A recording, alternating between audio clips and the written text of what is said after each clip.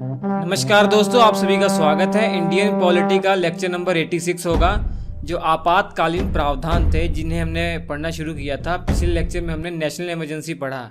Article 352 में जो national emergency के बारे में जितनी भी तथ्य थे, जितने भी इम्पोर्टेंट बातें थी, सब आपने पढ़ ली। और आज के इस लेक्चर में आर्टिकल 356 पढ़ेंगे, प्रेसिडेंट रूल। राज्यों के अंदर जो राष्ट्रपति शासन लगता है उसके बारे में जितने भी तथ्य होंगे सब आपको बताए जाएंगे। बहुत ही इंटरेस्टिंग ये टॉपिक है और बहुत ही विवादित है। हमारे भारत संविधान में सबसे ज़्यादा विवादित जो भी बातें हैं, जो भी प्रावधान हैं, उनमें से राष्ट्रपति शासन भी है एक। जब हमारे संविधान निर्माताओं ने, जिन्होंने हमारा संविधान बनाया, उन्होंने जब इसे जोड़ा था, उन्होंने कभी सपने में भी नहीं सोचा था कि इसका इतना दुरुपयोग होगा। लगभग 120 से ज़्यादा बार राष्ट्रपति शासन लगाया जा चुका है। इसी के बारे में डिटेल में पढ़ेंगे हम। हालांकि 1994 के बाद सुप्रीम कोर्ट को जो जजमेंट आया था, SR बोमई जो केस आया था, उसकी भी हम चर्चा करेंगे।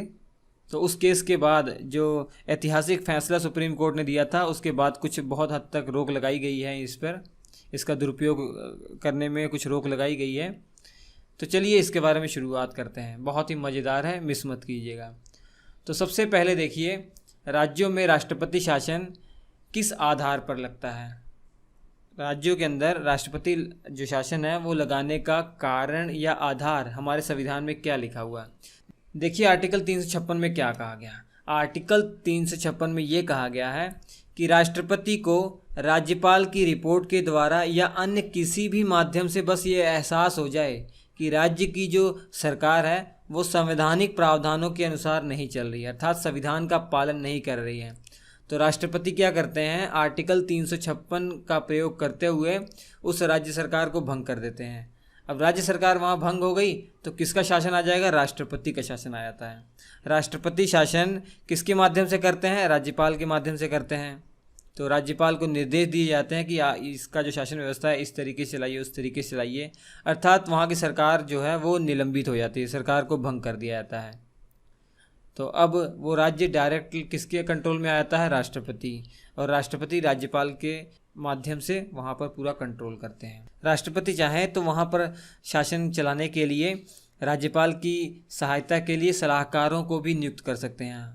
ज़्यादातर जो सलाहकार नियुक्त किए जाते हैं वो IAS अधिकारी ही होते हैं। तो आपको मालूम पड़ गया कि किसी भी राज्य में राष्ट्रपति शासन किस आधार पर लगाया जा सकता है। अगर राज्यपाल ने रिपोर्ट बनाकर भेज दिया है राष्ट्रपति के पास कि यहाँ का जो शासन व्यवस्था है वो संविधान के अनुसार नहीं चल रहा है, संवैधानिक प्रावधानों के अनुसार नहीं चल रहा है, या किसी अन्य माध्यम से भी राष्ट्रपति को यह एहसास हो जाए कि उस राज्य के अंदर जो शासन व्यवस्था है वो संविधान के अनुसार काम नहीं कर रही है, वहाँ पर जो कॉन्स्टिट्यूशनल मशीनरी है वो फेल हो गई है, तो राष्ट्रपति को अधिकार है वहाँ पर राष्ट्रपति शासन लगा सकते हैं। एक नोट लिख लीजिएगा, आर्टिकल 365। बहुत कन्फ्यूज़न होता है बच्चों को। आर्टिकल 365 में क्या लिखा हुआ है, आर्टिकल 365 में यही लिखा हुआ है कि यदि राज्य केंद्र के द्वारा दिए गए निर्देशों का पालन नहीं करती है तब भी राष्ट्रपति ये मान सकते हैं कि राज्य सरकार संवैधानिक प्रावधानों के अनुसार काम नहीं कर रही है। तो आर्टिकल 365 में बस यही कहा गया है कि अगर राज्य जो है केंद्र की बातें नहीं मान रही है तो राष्ट्रपति ये मान सकते हैं कि जो राज्य है वो संविधान के अनुसार काम नहीं कर रही है। अगर राज्य संविधान के अनुसार काम नहीं कर रही है तो राष्ट्रपति करते हैं क्या है, राष्ट्रपति शासन लगाते हैं। तो राष्ट्रपति शासन लगाएंगे आर्टिकल 356 के तहत है, ठीक है। राज्यों में आर्टिकल 356 के तहत ही राष्ट्रपति शासन लग सकता है। बहुत सारे स्टूडेंट ये सोचते हैं कि आर्टिकल 356 के अनुसार भी राष्ट्रपति शासन लगाया जा सकता है और आर्टिकल 365 के अनुसार भी। नहीं, आर्टिकल 365 तो राष्ट्रपति की एक तरीके से मदद कर रहा है, राष्ट्रपति को ये बता रहा है, सूचना दे रहा है कि अगर राज्य ने केंद्र की बातें नहीं मान रहे हैं तो आप ये समझ लीजिए कि वहाँ का जो संवैधानिक तंत्र है वो फेल हो चुका है। अब उसके बाद क्या करना है वो राष्ट्रपति देखेंगे। राष्ट्रपति करेंगे क्या, आर्टिकल 356 का प्रयोग करते हुए वहाँ पर राष्ट्रपति शासन लागू कर देंगे, ठीक है। बहुत सारे कारण हैं राष्ट्रपति शासन लागू करने के। तो पहला कारण तो यही है कि अगर राज्यपाल रिपोर्ट बनाकर देते हैं राष्ट्रपति को कि यहाँ की जो शासन व्यवस्था है वो संविधान के अनुसार काम नहीं कर रही है, तो राष्ट्रपति क्या करते हैं, वहाँ पर प्रेसिडेंट रूल लगा देते हैं, राष्ट्रपति शासन लगा देते हैं। दूसरा तरीका ये है कि केंद्र को ये मालूम पड़ जाए केंद्र की बातें राज्य नहीं मान रहा है, तब भी राष्ट्रपति वहाँ पर राष्ट्रपति शासन लागू कर सकते हैं। और भी सिचुएशन आती हैं, जैसे जब चुनाव हो जाते हैं, चुनाव के बाद जब किसी भी पार्टी को बहुमत नहीं मिलता है और कोई भी पार्टी सरकार बनाने का दावा नहीं करती है, तो राष्ट्रपति वहाँ पर राष्ट्रपति शासन लागू कर सकते हैं। तो राज्यपाल एक रिपोर्ट भेजेंगे राष्ट्रपति को, बोलेंगे कि यहाँ पर जो पार्टियाँ जीत कर आई हैं वो दावा नहीं कर रही हैं यहाँ पर जो है सरकार बनाने का, तो यहाँ पर सरकार बन नहीं पा रही है, तो आप यहाँ पर प्रेसिडेंट रूल लगा दीजिए। तो जो राज्यपाल को ये अधिकार है राष्ट्रपति शासन की सिफारिश करने का, इसी राज्यपाल की जो शक्ति ने बहुत सारे विवाद उत्पन्न किए हैं। हालांकि जो ये शक्ति है ये विवेक शक्ति है, विवेकाधीन शक्ति है, अर्थात इस शक्ति का प्रयोग करने के लिए राज्यपाल को राज्य सरकार की ज़रूरत नहीं पड़ती है, अर्थात मंत्रिपरिषद की सलाह की आवश्यकता नहीं पड़ती है। तो आपको ये मालूम पड़ गया कि किस आधार पर या क्या कारण है राज्यों के अंदर राष्ट्रपति शासन लागू किया जाता है। अब बात उठती ये है कि जो राष्ट्रपति शासन है इसके लागू करने की प्रक्रिया क्या है। अगर राष्ट्रपति के पास सिफारिश आई राज्यपाल की, तो राष्ट्रपति ने घोषणा कर दी कि हाँ अब इस राज्य में राष्ट्रपति शासन लागू होगा, लेकिन जब भी राष्ट्रपति शासन की वो घोषणा करेंगे उसके 2 महीने के अंदर अंदर, कितने महीने के, 2 महीने के अंदर अंदर संसद के दोनों सदनों के द्वारा स्वीकृति मिल जानी चाहिए। हालांकि जो ये स्वीकृति है ये साधारण बहुमत से ही मिलती है। जैसे नेशनल इमरजेंसी में आपने देखा कि विशेष बहुमत का प्रयोग होता है, यहाँ पर साधारण बहुमत से ही स्वीकृति मिल जाती है। दोनों सदनों से अगर ये पास हो जाता है, अर्थात दोनों सदनों के द्वारा स्वीकार कर लिया जाता है राष्ट्रपति शासन को, तो उसके बाद 6 महीने के लिए लगाया जाता है। ठीक है, राष्ट्रपति शासन जो है वो 6 महीने के लिए चलता रहता है और अधिकतम 3 वर्षों तक रह सकता है। किसी राज्य के अंदर जो राष्ट्रपति शासन है वो मैक्सिमम से मैक्सिमम 3 वर्षों तक चलता है, लेकिन कुछ कंडीशन के बाद, कुछ शर्तों के बाद। हालांकि 1 वर्ष बाद ही समाप्त हो जाता है, लेकिन कुछ वर्षों के बाद वो 3 वर्षों तक चल सकता है। वो क्या कारण है, उससे पहले दूसरी बात को मैं एक्सप्लेन करूँगा। जैसे आपको बताया कि 2 महीने के अंदर संसद के दोनों सदनों के द्वारा अनुमोदन करना पड़ेगा या स्वीकृति करनी पड़ेगी, तभी जाकर ये 6 महीने के लिए कंटिन्यू होगा। लेकिन अगर राज्यसभा ने अनुमोदन कर दिया, मान लीजिए, क्योंकि वो स्थायी सदन है, कभी विघटित तो होगी नहीं, लेकिन अनुमोदन करने से पहले अगर लोकसभा विघटित हो जाए तब क्या होगा, तो नई लोकसभा का जब गठन होगा तो जो पहली बैठक होगी उस पहली बैठक से 30 दिन के अंदर अंदर फिर से लोकसभा को अनुमोदन करना पड़ेगा, स्वीकार करना पड़ेगा, अर्थात साधारण बहुमत से प्रस्ताव पारित करना पड़ेगा उस सदन में, तभी जाकर वो 6 महीने के लिए कंटिन्यू रहेगा। अब 6 महीने तक बढ़ गया। अब 6 महीना जब समाप्त होने वाला होगा उससे पहले संसद के दोनों सदनों के द्वारा फिर से स्वीकार करना पड़ेगा, यही प्रोसीजर फिर से करना पड़ेगा। दोनों सदनों के द्वारा साधारण बहुमत से इसे स्वीकार करना पड़ेगा। अगर लोकसभा राज्यसभा फिर से स्वीकार कर लेते हैं तो फिर से 6 महीने के लिए बढ़ जाएगा। तो 6 महीने के लिए पहले बढ़ा, फिर 6 महीने के लिए बढ़ गया, तो 1 साल हो गया पूरा। अब 1 साल के बाद 2 कंडीशन अगर पूरी होगी तभी जाकर किसी राज्य में जो राष्ट्रपति शासन है वो 3 वर्षों तक लग सकता है। तो आप समझिए, पहले राष्ट्रपति ने राष्ट्रपति शासन की घोषणा की तो वो 6 महीने के लिए लागू हो गया। 6 महीने के लिए लागू हुआ, फिर से संसद ने, मान लीजिए संसद के दोनों सदनों ने इसे स्वीकार कर लिया और 6 महीने के लिए फिर बढ़ा दिया।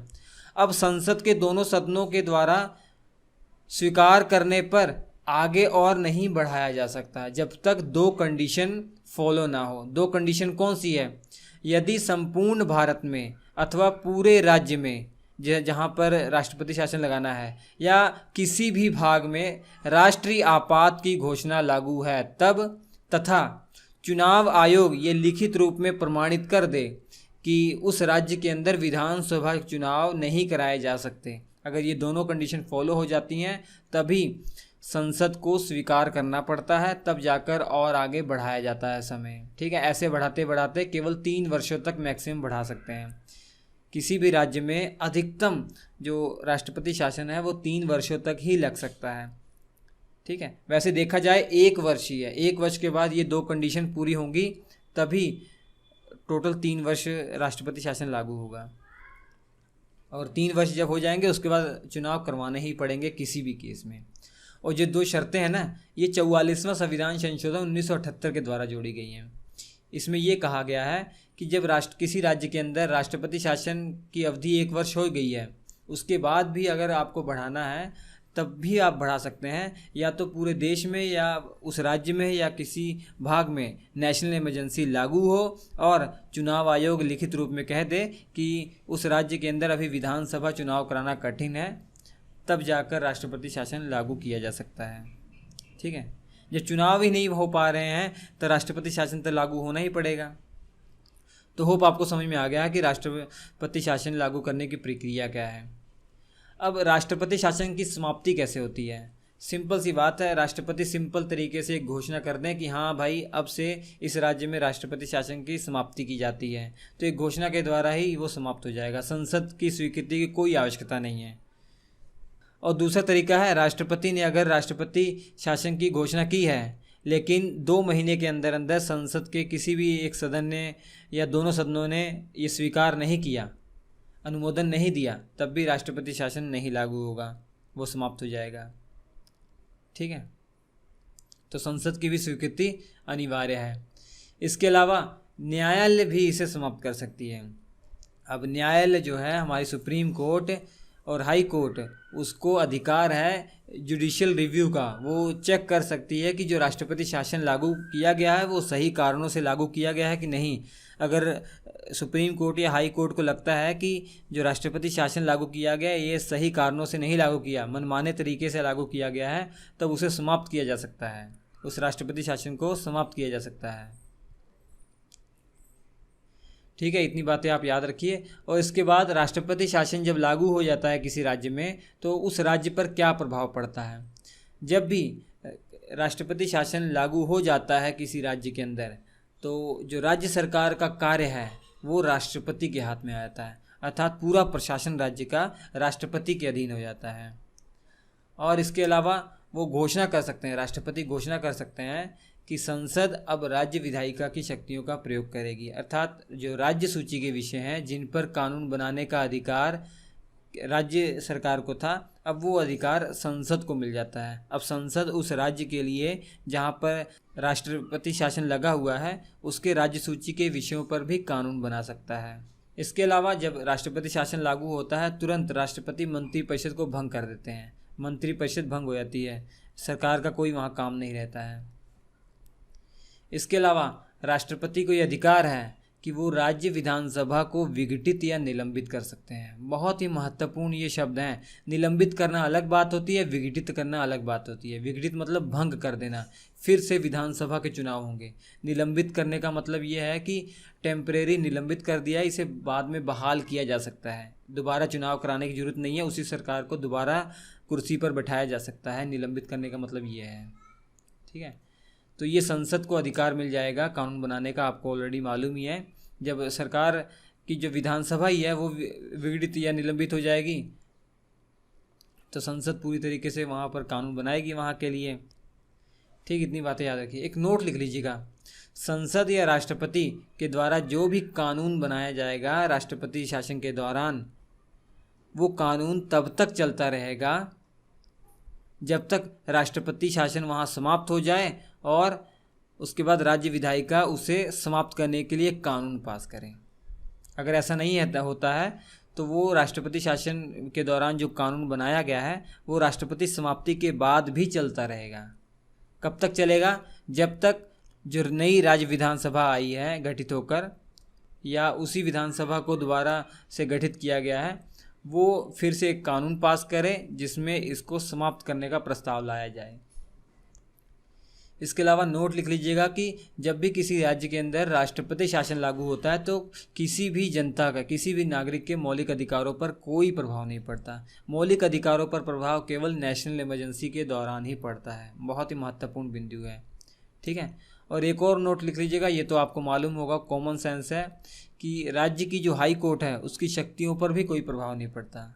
भले ही पूरा राज्य का शासन केंद्र के अधीन आ जाए लेकिन हाई कोर्ट की शक्तियों पर कोई प्रभाव नहीं पड़ता, क्योंकि वो एक स्वतंत्र निकाय है। होप आपको समझ में आ गया होगा। अब एक केस की बात करते हैं। SR बोमई बनाम भारत संघ केस है ये। 1994 में सुप्रीम कोर्ट ने जजमेंट दिया था। अब ये है SR बोमई, इनका पूरा नाम है सोमप्पा रेयप्पा बोमई। ये कर्नाटक के मुख्यमंत्री रह चुके हैं, हालांकि कुछ महीनों के ही मुख्यमंत्री थे। 1988 अगस्त महीने के 1988 में ये मुख्यमंत्री बने थे और इनकी सरकार 1989 में अप्रैल महीने तक चल पाई थी केवल। अब इन्होंने सरकार बनाई थी, दो पार्टियां मिलके एक सरकार बनाई थी। एक तो थी जनता पार्टी और दूसरी थी लोक दल पार्टी। दोनों ने मिलकर एक नई पार्टी बनाई जिसका नाम रखा जनता दल।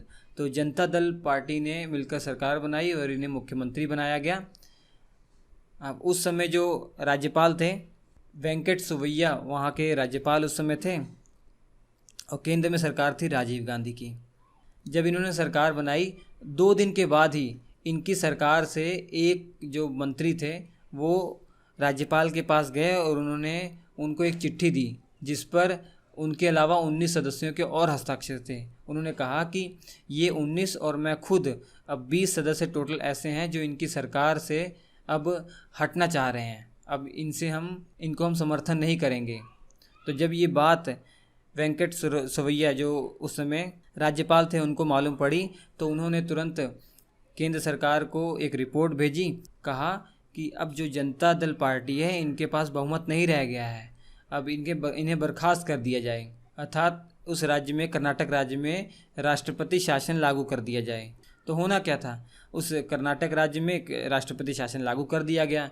तो ऐसे ही बोमई ने इसका बहुत विरोध किया। लेकिन कुछ दिनों के बाद जो ये 19 सदस्य थे ये आए राज्यपाल के पास। इन्होंने कहा कि हमने तो साइन किया ही नहीं, वो तो सब फर्जी साइन था, हमने साइन किया नहीं। लेकिन तब तक राज्यपाल ने कहा बहुत देर हो चुकी है। तो होना क्या था, SR बोमई जो ये मुख्यमंत्री थे और इनकी जो पार्टी थी, इन्होंने कर्नाटक हाई कोर्ट में याचिका दी। याचिका ये दी, उसमें ये लिखा कि हमारे पास पूर्ण बहुमत है, हमें बहुमत साबित करने के लिए भी टाइम नहीं दिया जा रहा है। क्योंकि SR बोमई ने राज्यपाल से कहा था कि हमें कुछ समय दीजिए, मैं बहुमत साबित कर दूंगा, सदन के पटल पर मैं बहुमत साबित कर दूंगा। लेकिन राज्यपाल ने इनकी बात नहीं मानी। तो इसी बात को लेकर ये हाई कोर्ट चले गए, कर्नाटक हाई कोर्ट लेकर चले गए। लेकिन कर्नाटक हाई कोर्ट ने इनकी याचिका खारिज कर दी। फिर क्या था, ये सुप्रीम कोर्ट चले गए। सुप्रीम कोर्ट में इन्होंने चैलेंज कर दिया। तो सुप्रीम कोर्ट में जब ये केस गया तो 5 साल तक ये केस लटका रहा। 5 साल तक लटका रहा। तब तक फिर से चुनाव हो गए कर्नाटक में, एक नई सरकार भी आ गई।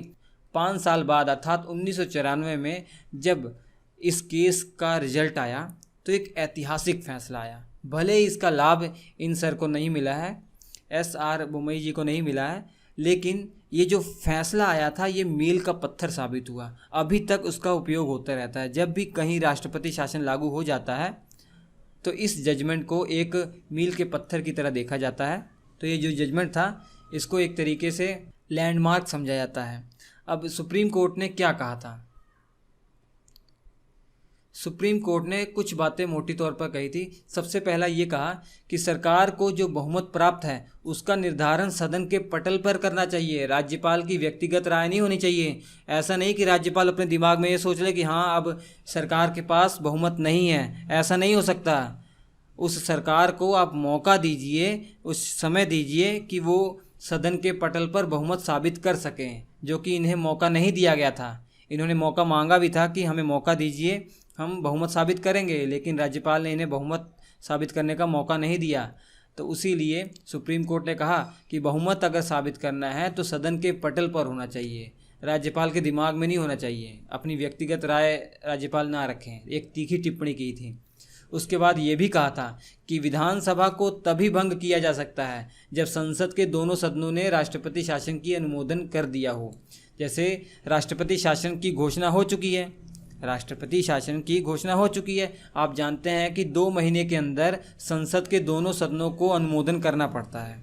अब संसद के दोनों सदनों ने अगर ये स्वीकार कर लिया है तभी उसके बाद जाकर विधानसभा को भंग किया जा सकता है। ऐसा नहीं कि आज राष्ट्रपति शासन लागू हुआ और 2 महीने से पहले ही आपने विधानसभा भंग कर दी, अभी तक किसी भी सदन ने अनुमोदन नहीं किया, आपने विधानसभा भंग कर दी, ये नहीं चलेगा। आप निलंबित कर सकते हैं, निलंबित तो टेम्परेरी होता है, फिर से बहाल किया जा सकता है। लेकिन विधानसभा भंग हो गई, इसका मतलब दोबारा चुनाव होंगे। वो तभी होगा जब 2 महीने या दोनों सदनों ने जो है वो स्वीकार कर लिया है। इसके अलावा ये भी कहा कि राष्ट्रपति शासन जब लागू होगा उसके सभी पहलुओं की न्यायिक समीक्षा की जा सकती है। सभी तथ्यों की न्यायिक समीक्षा कोर्ट करेगी। किस कारण लगाया गया, उसके प्रूफ दीजिए, क्यों लगाया गया, या जो कारण आपने बताया ये उचित नहीं है, तो ये न्यायिक समीक्षा हो सकती है। अगर राष्ट्रपति शासन गलत ढंग से लगाया गया है तो उसे राष्ट्रपति शासन को समाप्त किया जा सकता है और फिर से उस सरकार को बहाल किया जाएगा। ठीक है, तो ये एस.आर. बोम्मई बनाम यूनियन ऑफ इंडिया 1994 का जो केस है बहुत ही महत्वपूर्ण केस है। तो होप आपको ये समझ में आ गया होगा कि जो राष्ट्रपति शासन है इसका दुरुपयोग कब होता रहा होगा। जब केंद्र में कोई और सरकार हो और राज्य में कोई और सरकार हो तो केंद्र सरकार जो है एक हथियार की तरह यूज़ करती थी, इस आर्टिकल 356 को एक हथियार की तरह यूज़ करती थी और बात बात पे राष्ट्रपति शासन लागू कर देती थी। लेकिन 1994 में जब ये केस की सुनवाई हुई, इसमें जो जजमेंट आया उसके बाद से बहुत ज़्यादा कंट्रोल हो गया है। इसके अलावा कुछ तथ्य आपको मालूम होना चाहिए। सबसे पहले जो राष्ट्रपति शासन है वो कहाँ लागू हुआ था? पंजाब में लागू हुआ था। कहाँ लागू हुआ था? पंजाब में। कब लागू हुआ था? 1951 में। अब ये पूछा जाए सबसे ज़्यादा बार जो राष्ट्रपति शासन है वो कहाँ लागू हो चुका है, तो राइट आंसर है मणिपुर में। ठीक है, कहाँ पे कितनी बार लागू हुआ? आपको मालूम है 10 बार लागू हो चुका है। एक बार और एक सिचुएशन आई थी, 1978 का मामला था। केंद्र में जनता पार्टी की सरकार थी। जब जनता पार्टी की सरकार आई उन्होंने भारत के अंदर 9 राज्य ऐसे थे जहां पर कांग्रेस सरकार थी, उन 9 राज्यों की सरकार को बर्खास्त कर दिया, वहां पर राष्ट्रपति शासन लागू कर दिया। और उसके बाद 1980 में फिर से कांग्रेस सरकार आई और कांग्रेस सरकार ने भी यही गलती दोहराई। उन्होंने भी 9 राज्य के अंदर जो गैर कांग्रेसी सरकारें थी उनको बर्खास्त कर दिया। तो आप देख रहे हैं कि आर्टिकल 356 का किस तरीके से दुरुपयोग किया जा रहा है। तो हमारे जो संविधान सभा वाले सदस्य थे, जो हमारे बुजुर्ग सदस्य थे, जो हमारे पूर्वज थे, जिन्होंने सोचा कि इस आर्टिकल का हम बहुत अच्छे से इस्तेमाल आगे करवाएंगे, लेकिन उन्हें ये नहीं पता था कि इसका कितना दुरुपयोग किया जाएगा। तो आपको ये कैसा लगा लेक्चर? अच्छा लगा लाइक कीजिएगा, शेयर कीजिए दोस्तों के साथ। कोई डाउट है तो कमेंट बॉक्स में ज़रूर लिखिएगा। इसके बाद हम आर्टिकल 360 के तहत जो वित्तीय आपात लगता है उसकी हम चर्चा करेंगे। नमस्कार।